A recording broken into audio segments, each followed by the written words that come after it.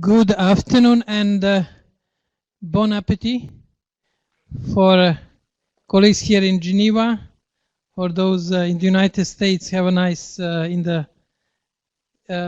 nice coffee and whatever you take, croissant or what is the practice in your country. And for our friends in Asia, probably something around the dinner, late afternoon tea or dinner. It is great to have you here for our monthly briefing about developments in May. As you know, the main purpose of this monthly briefing is to use 1 hour to summarize the main dynamics in the digital developments, which have been accelerating in different fields, ranging from cybersecurity, digital policy, to e-commerce, artificial intelligence, and other areas. We will be using our approach of listing the main events, listing the main, going through the barometer, and then highlighting the 3 trends, and also indicating what we can expect ahead of us during the month of June. Therefore, this is the usual way of doing it. We'll start with could we have the first slide? And I invite our online community and you here in the room to ask the questions, make your comments, insights, because most of you are involved deeply into the digital policy, in different aspects of digital policy, in particular in Geneva. Here is the list of May events during the month of May. There was a Transform Africa Summit in Kigali, Sci-Fi Africa event in Tangier, meeting of Commission on Science and Technology for Development, Global Commission for the Future of Work, 3rd meeting, which was held in Geneva, I for Good, the Global Summit, which was also held in Geneva, a RightCon GlobeSec meeting in Bratislava Forum, Commonwealth Cybersecurity Summit in Kuala Lumpur, 4 Southeast Europe Internet Governance meeting in Ljubljana, Viva Technology in Paris, and 10th International Conference on Cyber Conflict, CICON, which is happening right now in Tallinn. As you can see, it was a very, very busy month, and still we are at the end of the month of May. Peter, welcome. And we will be now going through the main developments according to barometer. Next, please.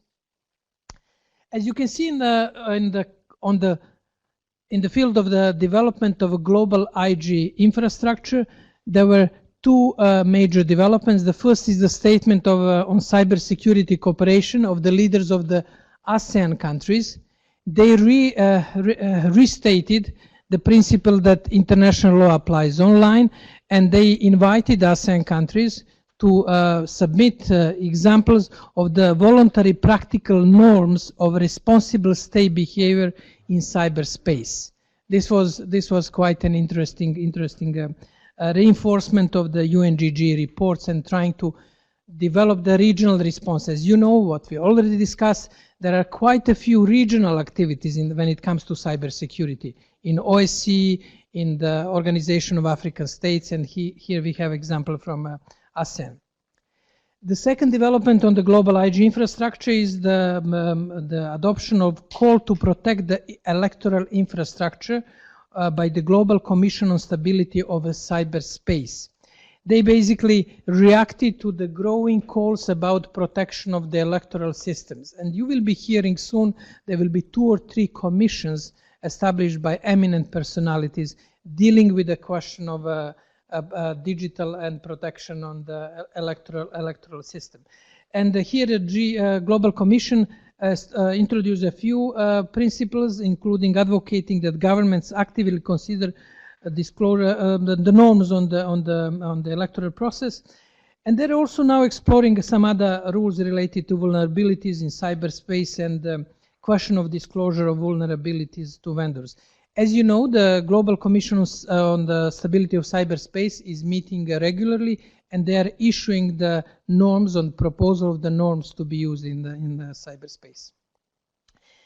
When it comes to sustainable development and the overall SDGs, the most important developments was the meeting of Broadband Commission for Sustainable Development and the issue of synthesis report of the access to broadband, focusing on 4 countries, Cambodia, Rwanda, Senegal, and Vanuatu. On security, we had quite a few activities. While as we are discussing, there is a SciCon meeting in Tallinn, but there were quite a few developments coming from the UK, and UK government has implemented new rules to protect national critical infrastructure and digital services from cyber attacks. Companies working in the field of health, water, energy, transport, and digital infrastructure are expected to have robust safeguards in place against cyber threats. And UK Attorney General also outlined how the UK is going to apply international law to cyberspace with regard to the question of right to self-defense, attribution, and the delicate issue to what extent, for example, the UK authorities should provide information in the case of, for example, self-defense defense activities or countermeasures. It is an interesting development because what is currently missing is the lack of understanding of countries' policies when it comes to cybersecurity. And UK is trying to move forward this discussion by explicitly indicating what would be the way of the UK reactions to potential cyber crisis, cyber attacks, and different forms of the cyber-related security risks. Therefore, we will be sending the link with the more analysis. We are preparing analysis of this statement by the Attorney General. In the field of e-commerce and internet economy, the major event was Vivatech, and during this meeting, President Emmanuel Macron, who, by the way, will be tomorrow in Ferney-Voltaire, opening Voltaire's house. Therefore, it will be quite a busy security, I guess, if he comes to Geneva. He don't stay only in France. And he basically met 50 key figures from tech industry. And his message is, what is the keynote of the Geneva Internet Platform, that technology has to meet humanity. And he basically said he said that the industry cannot just be free riding without giving back to society and helping to improve social situation, inequalities, and climate change. And he also focused, which is one of the French priorities, to focus on the question of taxation. As you know, France is pushing heavily on the new way of taxation in the European Union and the other places. Then on the e-commerce, there were different activities on WTO. There was the 40 member states of WTO issued a joint statement expressing concern about increasing trade tension. We have a truce in the ongoing trade tension between US and China to avert the planned Section 301 tariffs.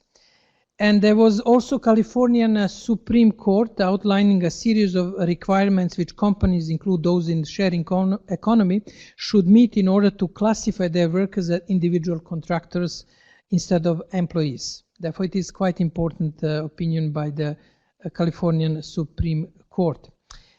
Egypt introduced a new law on ride-sharing services, which was welcomed by Uber and other companies in this market. As you know, Uber was banned for some time in Egypt.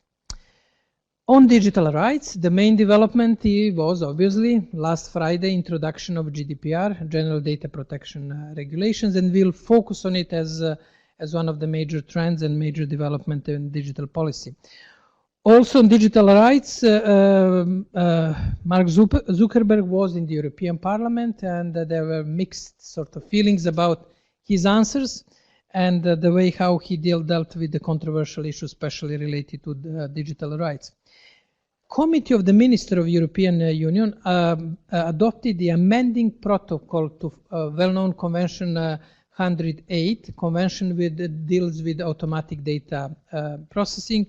And this protocol adds the provision that there should be the producers of the software and other applications should have privacy by design solutions. This is now moving more and more into the mainstream, the privacy by design for software developers and other actors.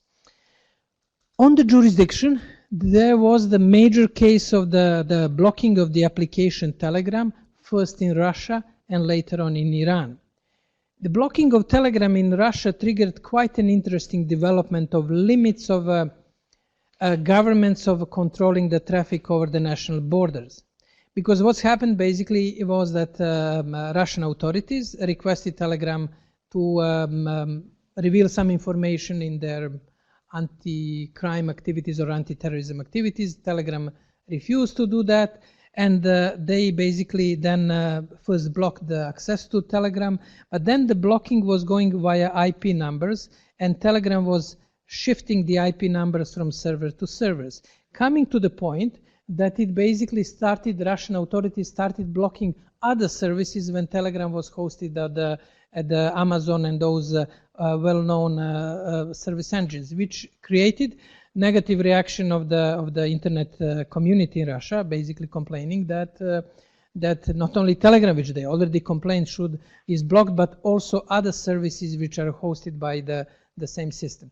It is an interesting development, and we are trying to get to the bottom when it comes to the technological aspects, because it also poses the question, what are the limits and technical limits if governments, for whatever, justified, unjustified, democratic or undemocratic reasons, try to filter the access? What are the technical possibilities when you have such interdependence of different services like Telegram being hosted at Amazon and other servers? On the infrastructure, there was a partnership between Facebook and Qualcomm on the new telegraph technology links, wireless links. And on net neutrality, the US Senate voted in favor to overturn the Federal Communication Commission, FCC, decision to repeal the net neutrality rules. It was voted 52-47, therefore some Republicans went on the other side against the general Republican policy when it comes to net neutrality. But in order to overturn this regulation, there is a need for congressional vote and there is a need for the signature of president. Therefore, new net neutrality rules, which are basically challenging net neutrality concept, will enter into force in June. This is the major development. And we have then the questions of new technologies, artificial intelligence, Internet of Things. We'll discuss the French president call for the companies on artificial intelligence, which was the main element on discussion at the Viva Tech. There was a Toronto declaration which called the companies not to discriminate and not to infringe the human rights by the introduction of machine learning systems. Toronto Declaration was issued by a RightCon meeting, which is annual meeting of the civil society, tech industry, government, and other actors, which is becoming one of the major meetings globally when it comes in particular to interplay between human rights and technology. Then there was the California-based self-driving car company Drive AI announced that they will have soon their completely driverless car without driver as a seat driving on public roads in the city of Frisco, Texas. Be careful if you plan to visit Frisco during the summer. Make sure that you notice the driverless car. And then there is European Union Commission has set measures to modernize European transport system. Among them is communication entitled On the Road to Automated Mobility, an EU strategy for mobility of the future. If you're familiar with the EU's way of dealing with policy issues, communication is very often the first step towards preparing some sort of policies. Uber announced the decision to shut down its self-driving car program in Arizona, United States, after the famous incident when the bicycle rider basically was killed in the traffic incident. And we'll share with you in the follow-up the link. It's a very interesting video because we have been analyzing it a lot. If the normal sort of not machine driver would have avoided this, it was almost impossible to avoid this crash. And this is an interesting dilemma. Are we more strict towards the responsibility of machines than towards the responsibility of humans? This is the more or less explanation of the barometer, what has been happening, and now we are going towards the three trends which we identify in this field. Any question on this point? Because now we'll be going drilling into the trends. Any question, comment on the summary of the major developments? No. Okay. Okay, what were the main trends in May? Now, the first trend. The first trend obviously is GDPR. Guess what? It was easy to outline. I'm sure that you know the arguments about GDPR. What is it? Introducing, on the practical level, the question of consent for the use of data by the users, the question of extraterritorial application of GDPR wherever data of European citizens is located. The question on some analysis, the question which were more political economy analysis, arguing that Europe is trying to sort of push their own digital industry by keeping the data on its territory. Therefore, there are many sort of commentaries, and I will be guided by your question in what direction you would like our discussion to go, whether it is the specificities of GDPR or a broader context. What we have now, and I will just narrate the facts, what happened after last Friday, we have two major court cases of relevance for us. The first is ICANN filed a legal action against German-based domain name register IPAG over the register decision to stop collecting administrative and technical contact information when domain names are registered. IPAC argued that's fine that we have bylaws of ICANN, but now we have a risk that we can be fined 20 million. I would say that would be more serious for them, 20 million euros, and we won't play with this. We won't just collect the information.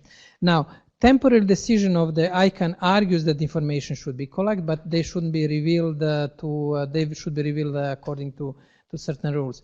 We don't have Nigel today with us, but for those of you who are new in the discussion is about who is database contain information about people who register domains, and it is not in accordance with the GDPR.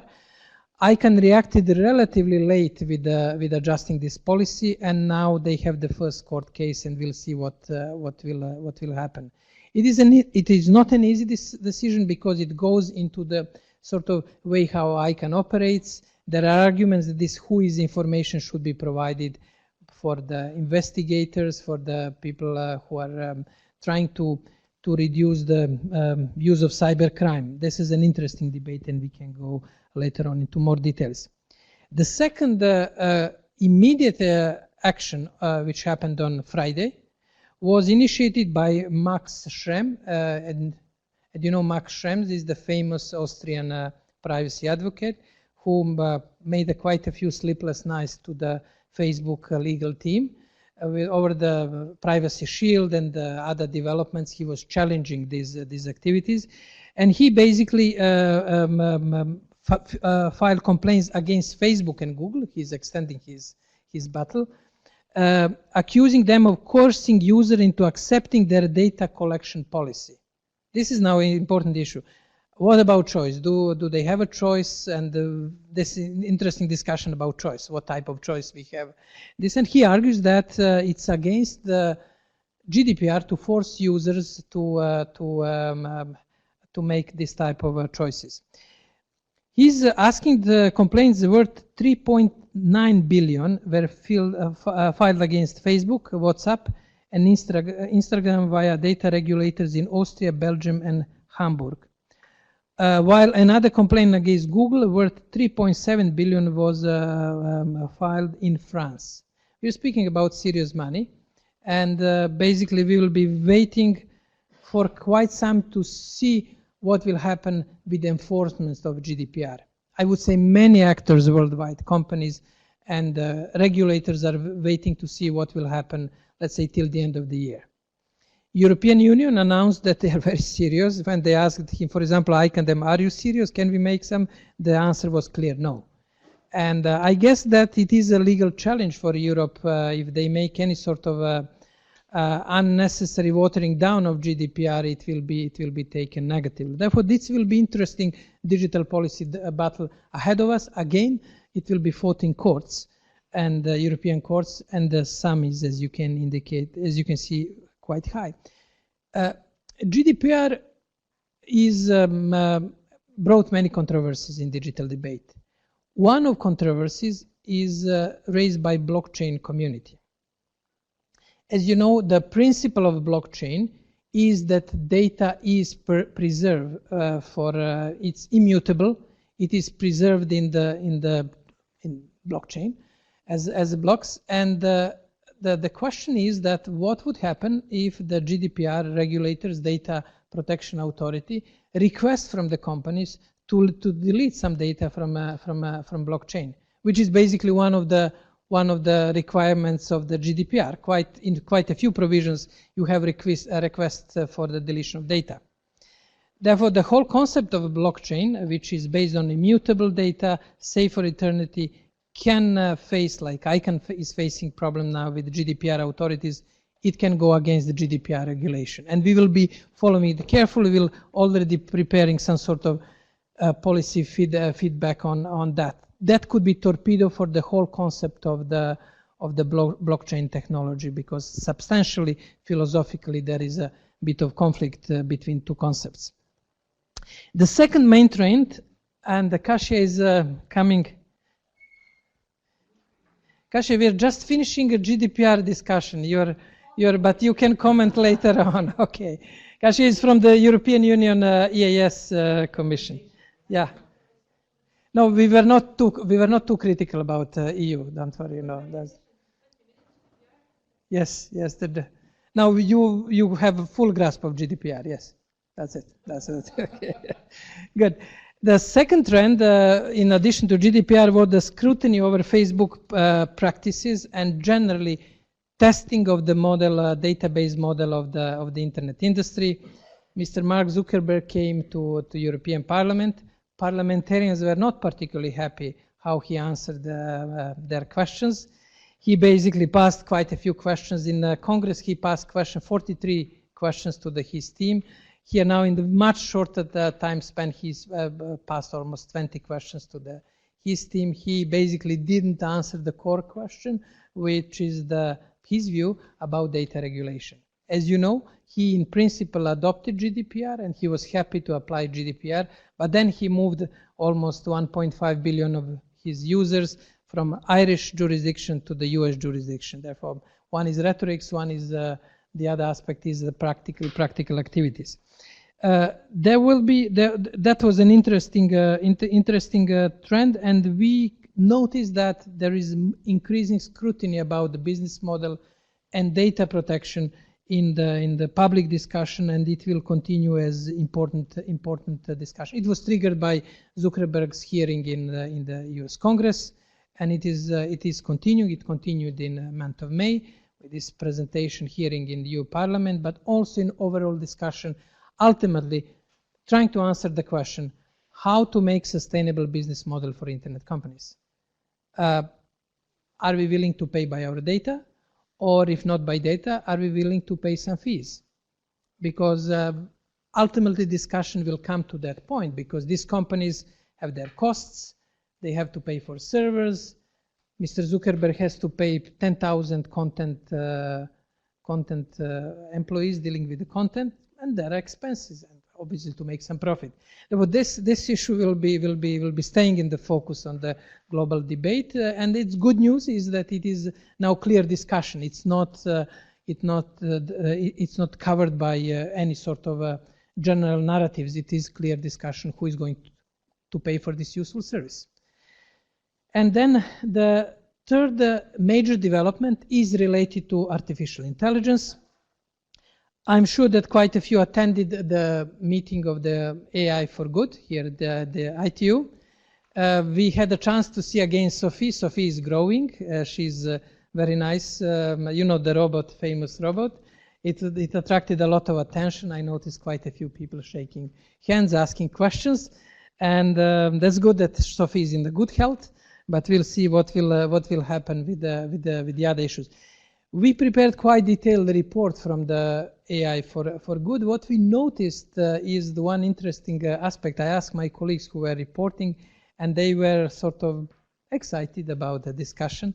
But when I was reading a report, this report looked quite weak, and I said, "Oh, I haven't missed that many things." You know, it's again about opportunities. Future is bright, but there are ethical problems. You know, usual AI narrative. And I was wondering, it would be interesting to hear from some of you if the narratives have moved beyond the usual sort of framing of the issues, or Richard is thinking that there is nothing new in this field. Then President Macron, during the Viva Tech, proposed the Global Governance Commission on Artificial Intelligence. And we were checking with a few French colleagues if it was a part of the text, his speech that he was reading, or it was the improvisation of the cuff. It seems that quite part of the speech were just the improvisation. You know, famous in diplomacy and in policy, you look if it was the agreed statement by the policy team, which is a reflection of policy, or it was improvisation on the spot of the politicians for whatever reasons. It still remains ambiguous if it is the official proposal. And he mentioned the Canadian Prime Minister, the two of them should initiate a global commission on artificial intelligence. I'm sure they will hear the details from Christiane about the composition of this commission. Then Viva Tech was really important event. As you know, he announced the Internet Governance Forum to be held in November this year, together with the celebration of 100 years of the end of the First World War. Now, First World War is one of the trickiest metaphor in history, because you don't know you know how it started in Sarajevo. It was one of, and I don't know how this parallel will be developed. We are preparing panel session for the IGF. We'll propose it, making a parallels between start of the First World War technological developments and the current era. But I can tell you it is difficult to frame it, because if you frame it as a direct parallel, it could be quite negative connotation, which is not necessarily proper. For example, one of the contribution to the outbreak of the First World War was confusion in communication, because Wilhelm and Tsar Nicholas in St. Petersburg, they call each other Willy and Nicky, and they discovered telegraph, and they were exchanging messages. And at the crucial time in late June, we studied it day by day, hour by hour, Willy sent to Nicky a sort of antagonistic message. But then immediately, a few hours later, he sent a more conciliatory message. Let us not go to war, we can fix these things. But Nicky replied to the previous message. And more or less at that point, the communication between Russia and Germany stopped. And then we had the developments in July and the bloody, crazy August 1914. We'll try to see maybe to add something constructively what we can learn from history when it comes to the First World War. Now, on the artificial intelligence, there is discussion, and it's becoming quite intensive discussion on the facial recognition technologies. And if you can recall what was one of the substantive answers of Mr. Zuckerberg in the Congress, was his concern about facial recognition technologies. But his argument was basically, hey, we have to do it, we are not happy about it, we have to do it. And one of his argument is, well, even if we don't do it, Chinese will do it. And they will go ahead technologically ahead of us. Therefore, please be more tolerant about us using facial recognition technologies. Now, there is discussion in the UK, face of the lawless growth of facial recognition in UK policing. There is a momentum by civil society arguing against facial recognition. And there is a request in 30 US-based civil society signed a letter requesting Amazon from stop selling the facial recognition technology to the US government and authorities. Therefore, that will be an interesting development ahead of us. Therefore, three major trends: EU GDPR with many open questions, but two concrete developments: ICANN legal action and Max Schramm action against Google and Facebook. Second is scrutiny over Facebook continues in the European Parliament, And third one, AI development, mainly with Viva Tech and President Macron's announcement of the development of the Commission on artificial intelligence. Now, one important development which is announced to the expert community and expert group, and I guess most of you are in expert group, there is a Swiss initiative to start a Geneva dialogue on the responsible behavior in cyberspace. And it will probably be officially announced over the next 10 days. I would like to alert you about this development, asking the question basically, what is the responsible behavior of national states? What is the responsibility of private sector? And what is the responsibility of users? And the idea is to have a dialogue and to come to some sort of insights, possibly principles on the responsibility of these three communities for their activities in cyberspace. With governments being more or less clear, because UNGG already codified the government responsibility, more open for the private sector and the responsibility of users. Next one. Developments in month of June. Well, you know how to read. Well, what is the? We'll have a G7. We have Eurodig in Tbilisi, IoT Summit in Bilbao, G7 Summit, which is always important for the digital policy. CeBIT Technical Community Meeting, technical big fair in Hanover. Global ICT Capacity Building Symposium in Santo Domingo, Geneva Internet Law Summer School, and there will be also conference on cybersecurity organized by University of Geneva. We'll send you the information co-organized by Hebrew University and University of Geneva, and it will be an interesting event, also focusing on liabilities and responsibilities in cyberspace.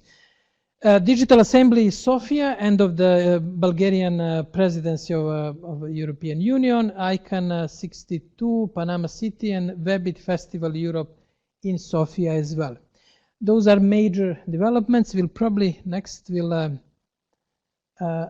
what's going on at the GIP. Our newsletter will be on 31st of May. Then you will have a 5th of June workshop, Invest in Cybersecurity. We invited the Geneva, I don't know exact name, but Geneva Enterprise, Global Enterprise, to come to GIP and to tell us what are the consideration of the investment in cybersecurity, that interplay, economic interplay, cybersecurity as a new business opportunity. And they will be here. Just-in-time reporting, we'll report from Eurodig in Tbilisi, 18, 19, 29, the Geneva Internet Law School, and the conference, which I send you the more details, and possibly discussion towards a global convergence of personal protection standards. I guess we may hear later on more about it. I know my colleague Stephanie and Kashi are discussing this possible event to see what we can, what would be the impact of GDPR globally. Well, with this, I guess that's all for my introduction. That's almost half an hour. We have questions now. Richard, you were slow today. Christian. Oh, sorry. Thank you very much, Jovan. Christiane Roy from the Canadian Permanent Mission. I think that in your list, you're missing one element very important. We've got the Human Rights Council starting in June, and there are two key resolutions which matter to us. One is led by Sweden and focuses on freedoms online, and the other one is one that is led by Canada. In and of itself, it's not normally an internet governance related concern. It's the one that we run on violence against women. But every year we change the theme. So 2 years ago it was the violence against Indigenous women. Last year it was the role of men and boys in preventing violence against women. So this year we're going to look at online violence. So we're going to have a resolution to that effect in the Human Rights Council coming up, starting I think June 18th or something like that. Well, we were aware of it, but we wanted to see if the audience will recognize that here we're missing. No, I'm joking. Thank you very much for this. As you know, this is basically the interesting trend which is happening in Geneva, that the resolutions or policy dynamics which are in the past, like violence against women or the discussion WHO and other, are getting more and more digital dimension. And this is, I think, the clear trend of digitalization of traditional policy issues. And we have obviously Freedom Online resolution, which was initiated by Sweden, and which will get the new sort of reiteration in June. Thank you for this reminder. Any other comment, please? Could you introduce yourself? Uwe Petri, German Permanent Mission. It might have been mentioned right at the beginning, sorry for being late, but you mentioned again WHO. There was an important resolution on digital health adopted last week by the World Health Assembly, also saying that WHO and relevant stakeholders should work together, which means that there will be also more cooperation between organizations in Geneva in that field. Thank you. We're in the process of rearranging our taxonomy. What we noticed, usual infrastructure-driven, icon-driven, which was traditional way of covering IG, is shifting towards the issues of health. And thank you for this reminder. Also, ILO Commission, which had a meeting, is also the future work is more and more digital. Basically, it deals with the future work, but it is and WHO is an interesting organization because digital is appearing in different contexts. For example, sort of online gaming and the dependence on online gaming. Then there is a question of health data. There is a question of the AI and digital. Therefore, there are different aspects where digital is appearing. If you don't have any other question or comments from here, then we have from online. Thank you, Jovan. We have quite a lot of questions, and especially, well, basically they are all about privacy and the GDPR. The first question was from Romina. I have 4. To what extent will the GDPR affect or limit the diffusion of knowledge and communication? For example, by limiting data transfers for scientific research or communication channels, as they might not be compatible. So really kind of the balance between the GDPR and maybe other online freedoms. The second question is from Sohida, and she asks, the EU-US Privacy Shield framework became operational on the 1st of August 2016. This framework protects the fundamental rights of anyone in the EU whose personal data is transferred to the United States for commercial purposes. What is the relation and maybe the difference with the GDPR, since both are about protecting personal data of EU citizens? And Katarina proposed a follow-up question, what is the relation with the US Cloud Act? So really about these kind of convergencies between international data protection agreements. And in this context, Shin Yamasaki was wondering whether there are any treaties between the EU and Switzerland about personal privacy protection. The last question was from Aida, and she asked what is behind Microsoft's intentions to extend the GDPR rules, because Microsoft has claimed that it will do so for the rest of the world as well, if they cannot be enforced globally. Therefore, no one outside the EU will be able to file an official complaint based on the GDPR, nor will Microsoft be required to pay fines for not following the law outside of the EU. So there are 4 questions. Over to you.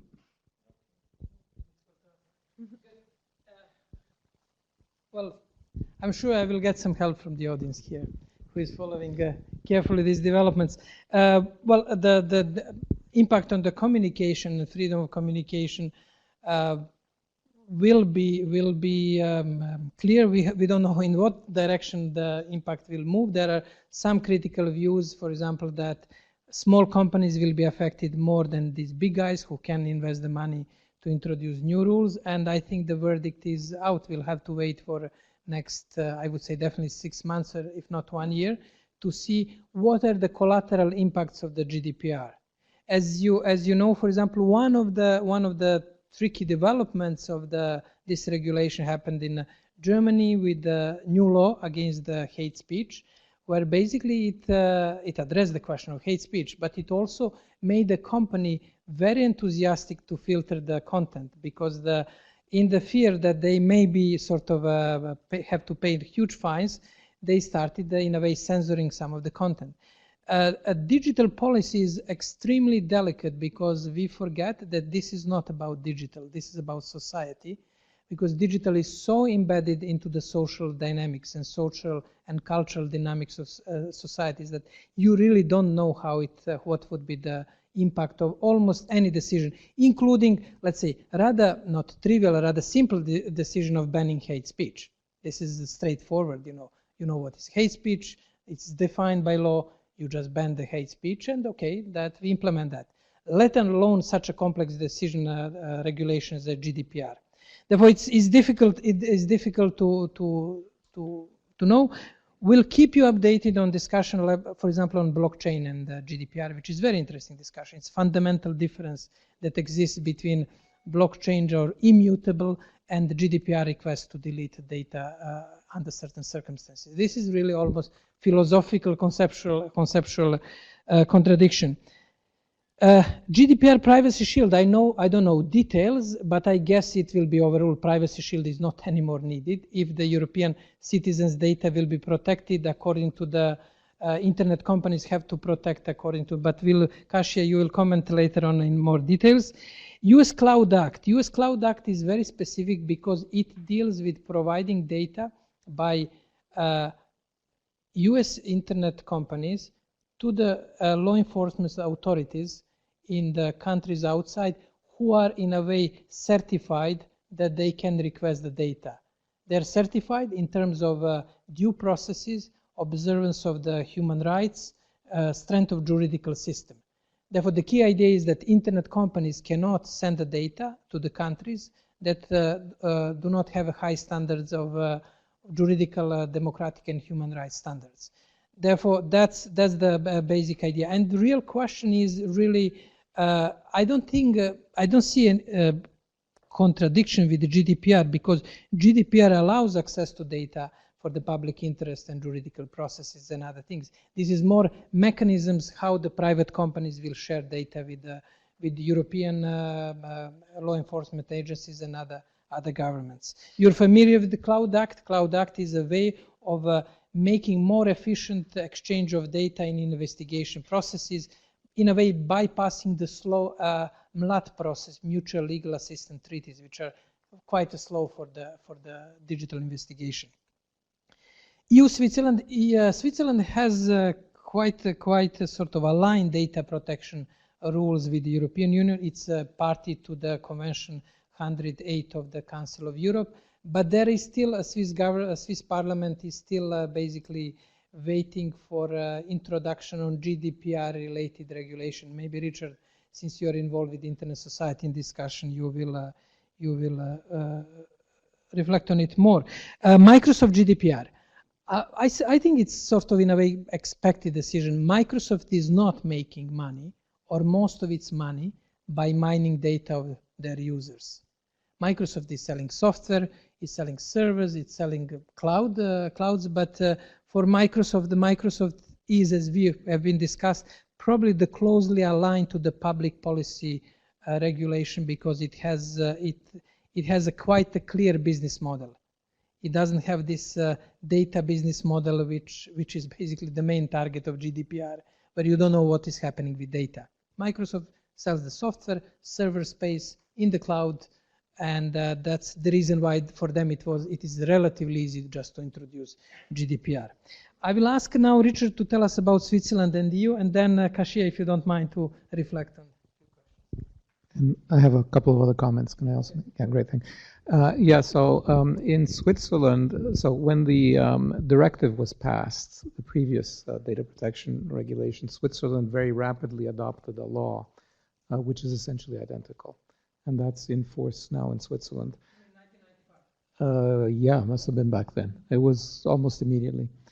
That's when they thought maybe they joined the EU, so they were keen to align as quickly as possible. Now that the GDPR is here, a number of groups, including industry, have said, well, okay, now we need to adapt, otherwise we'll lose the ability to transfer data with Europe. But the Parliament doesn't seem to be in a hurry. The Parliament is saying, well, let's take our time and see how it goes, and so on. So right now, they're just not actually planning. Well, they are planning to adapt the Swiss law, but not very fast. They're talking about maybe 2-3 years. And again, some people are saying, no, that's too slow. We have to go sooner. It seems to me that the next step will be the EU deciding whether or not Switzerland has an equivalent protection. If it doesn't, I expect the Parliament will act very quickly. If it does, then there's no reason to move because the current Swiss law is considered to be equivalent. Now that leads me to one of the other comments I wanted to make. There's the question of consent under the GDPR, and I'm glad that Schrems has raised this. I was asked to make a presentation to the Internet Society Portugal on the GDPR. And so I researched 2 issues. One is consent, and I'll come to the other one in a second. And actually, if you read the recitals, the whereases, it's not at all obvious that the consent requirement under the GDPR is the same as the consent requirement under the directive. So, and I think that that's what Schrems is picking up on, because the text of the regulation seems to be basically the same as the text of the directive. But then when you go look at the whereases, you see that they wanted to make it stricter in that they can't, for example, force you block consent. So let's take the specific case of Facebook. Facebook is basically saying you consent or you don't, and then maybe you can tweak the privacy things. But if you don't consent, you lose the entire service. And the GDPR, if you read the whereases, seems to be saying, no, the consent has to be much more granular, and you can't give a take it or leave it option to the consumer. So it's entirely possible that the consent requirement under the GDPR will be much stricter than under the directive, in which case Switzerland would not be equivalent and they'd have to do something. So I think that remains to be... Yeah, the old one. Yeah. So that, I think, is something that's going to create a lot of trouble for a lot of people, because clearly the main internet giants don't seem to think there's an issue. They seem to think, no, it's the same consent as we had before and everything's fine. And you're agreeing with me. That's probably not the way it's going to go. Now, the second issue that I talked about was the Microsoft Ireland case. You know that case, which was solved by the Cloud Act, by the way, and then I'll come to the Cloud Act. The US was conducting an investigation of some alleged drug dealers. And as part of that, they got a subpoena to get some emails from these people. And those emails were actually stored by Microsoft in a server in Ireland. And so Microsoft said, well, we can't give it because of the European data protection law. And the US authorities said, well, we don't care, you're a US company, you have to give it anyway. It went to the Supreme Court. Before it was decided by the Supreme Court, they passed the Cloud Act, which I'll come to. So it was moot and they released the data. Now, the interesting speculative question is, how would that case have gone if the GDPR had been in effect? Because there's a specific provision in the GDPR that says that you're not allowed to give data to other jurisdictions merely because they're asking for it legally. What's quite surprising, and I don't know who here has seen it, in the US Supreme Court, you can file what they call Amicus curiae briefs. So you're not a party, but you send in your legal opinion just so the court can have a look at it. And basically anybody can do that. It has to be formatted correctly, so you can't do it as an amateur. You have to hire a lawyer and so on, but basically anybody can do that. European Commission filed an Amicus brief. And most people who've looked at that carefully, including me, find that brief is extremely surprising, because it's basically saying, well, that provision in the GDPR, it says that, but you have to be aware of the fact that there are exceptions, and one of the ones is the one exactly that Jovan mentioned, public interest. And they go on to say that law enforcement is a public interest, so maybe you could give the data to the US law enforcement authorities absent a mutual legal agreement treaty, because that's the issue, even though it ostensibly conflicts with the GDPR. It doesn't quite say that, but it's kind of a strange thing from the point of view of certain people like myself, for the European Commission to have waffled on that. I actually know somebody who was in the group that did that, and that person said, yeah, it was a very tough discussion and it was a compromise. Some people were saying, don't say anything. Some people would say absolutely, you cannot give the data. Other people saying, give the data. So they came out with some kind of strange compromise that you can see. If anybody's interested, I can send the references to Jovan. And then final comment on the Cloud Act. Many US civil society organizations, including the Electronic Frontier Foundation, are highly critical of the Cloud Act, because the arrangements for exchange that Jovan was mentioned are negotiated directly by the executives. They're not treaties, so there's no parliamentary supervision. And once those are in place, there's no more judicial supervision. So right now, there are no deals. So it's a one-way street. US companies must give data to US law enforcement authorities, no matter where it's stored in the world, but it's not reciprocal. It will only be reciprocal when there's an agreement between the US and, say, the EU or whatever. But I think it's highly unlikely that any country will agree to those bilateral agreements, except maybe ones that are highly subject to US influence, of which there are many. So we'll see what happens. And then again, from a civil society point of view, we're very critical of that because these are just negotiated by executives without the involvement of parliament, and then there's no more judicial review. The warrant is directly applicable. Sorry? Information. Civil society organizations are not happy with that. Thank you for really this good comments on Cloud Act and clarifying this sort of ambiguous situation with the Swiss data protection role. Because we are on the real Chatham House rules, and well, we have the EAS representative in personal capacity. Could you reflect on some of these questions? Thank you very much. However, don't expect too detailed expertise on me, but just the general lines on the question concerning the adequacy decision and the GDPR. So the adequacy agreements are complementary to the GDPR, and they are actually still very much valid. The proof of that is that the EU is currently negotiating these agreements with main trading partners such as Japan, I think Mercosur as well, and Brazil. And by this agreement, the third country confirms that they have equivalent standards for protection of personal data as the EU, and this facilitates the data flows. So this would be my first comment. My second comment is on the consent. Indeed, the notion of consent has changed under the GDPR. It now is much more strict. It has to be clear and distinguishable from other matters. And I don't know if this is also your experience, but my personal experience is that I received requests from various newsletters whether I really consent to receive them still, following the entry into force of the GDPR. So this means that the industry has understood that the consent is notion has changed. And maybe one more point of information, there is a very good portal developed by the European Commission, which is called the EU and GDPR, which explains in plain language the GDPR to the audience. So I would recommend that. Yeah. Great. Thank you very much. We have the... No questions. Well, my time management is always challenged. Now that's... well, we have a question. Yeah, please. Okay. Thanks, Jordan Wallace from ICTSD. I appreciate you mentioned just one question about these implications for trade community, and particularly the trade discussion, e-commerce negotiations in WTO. Then you mentioned influence to the online game sectors, but on broader terms, for example, data flow, free data flow things, and server localization requirements.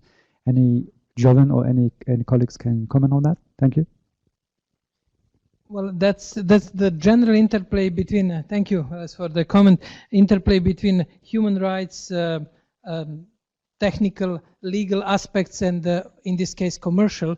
The question of trade. There will be definitely impact because some companies will be affected. But it's not clear yet in what direction that how serious that impact will be. Definitely, European companies which have already integrated a high level of data protection will have advantage comparing to the, let's say, companies coming from other jurisdictions where the data protection is much more relaxed. Because European Union companies had to follow data protection because of national jurisdiction and the regulation from Directive 1995. That's not completely clear. There are some sort of guessings, indications, and as you know, the data flows are quite important issues in the WTO, sort of a negotiation of like-minded countries or plurilateral negotiation. That we will be hearing more and more, in particular in Geneva, on this interplays between human rights, health, WTO, standardization. This is another development which I just realized that we didn't include, that ISO is starting preparing new standard on the privacy by design. And as you know, ISO is very, very powerful organization because it impacts standards and the way how technology is developed. And unfortunately, I cannot give any precise and concrete answer except sort of informed guessing about the positioning. But what is clear is that policy issues are becoming important part of the business model. This is very clear. Zuckerberg announced 10,000 content controllers. We are having more and more companies, and we are hearing about companies from China, from the Southeast Asia, paying more and more attention about policy aspects, and to some extent what's going on in Geneva when it comes to the policy aspects. Therefore, it will be definitely a new trend. Thank you for zooming out our discussion to and bringing trade aspect into consideration. I guess that will be all for our briefing today. We'll have one more briefing before the summer in June. In the meantime, we'll be updating you on all of those developments. We are not going to introduce mid-month briefings, but developments are becoming so fast that we'll keep you updated. Don't worry. Well, best regards to our online community, and thank you. We'll continue now with local hubs, African, Asian, and Latin American hubs, basically reflecting on the local developments in their communities. While we here in Geneva will continue with refreshment and our corridor discussion, what's going on in digital policy. Thank you. All the best. Thank you, everyone, for the roundup of developments in May, and Barbara for moderating the online conversation, and of course sharing questions from the audience. For our online participants, we now have the regional updates, so we invite you to stay with us. First, we have Sita Lakshmi. Sita has updates from the meeting of the Association of Southeast Asian Nations, ASEAN. Sita, over to you. Hello from Jakarta. I'm bringing news from Association of Southeast Asian Nations, or in abbreviation ASEAN, after a series of meetings held in Singapore for the 32nd ASEAN Meeting Summit. There are two main issues related to digital policy. One is ASEAN Smart City Network. 10 ASEAN leaders have agreed to fulfill the visions to build a resilient and innovative ASEAN in the middle of rapid changes in Southeast Asia and beyond. The Smart City Network aims as a collaborative platform where up to 3 cities per ASEAN countries working toward a common goal of smart and sustainable urban development. 20 cities were being selected. Second is, Asean Summit meeting has put cybersecurity in the spotlight. ASEAN has agreed on the adoption of cybersecurity in the ASEAN agenda. This is due to the recognition of growing urgency and sophistication of transboundary cyber threats. Few days after the ASEAN Summit meeting was over, the ministers that are responsible for information gathered still in Singapore, because Singapore is chairing the ASEAN now, discussed on how to tackle fake news. The ministers agreed to collaborate and exchange best practices in combating fake news and mitigating its harmful effects. They started to develop a framework and joint declarations that will serve as a basis for cooperation, share ideas, and propose viable solutions. Thank you very much.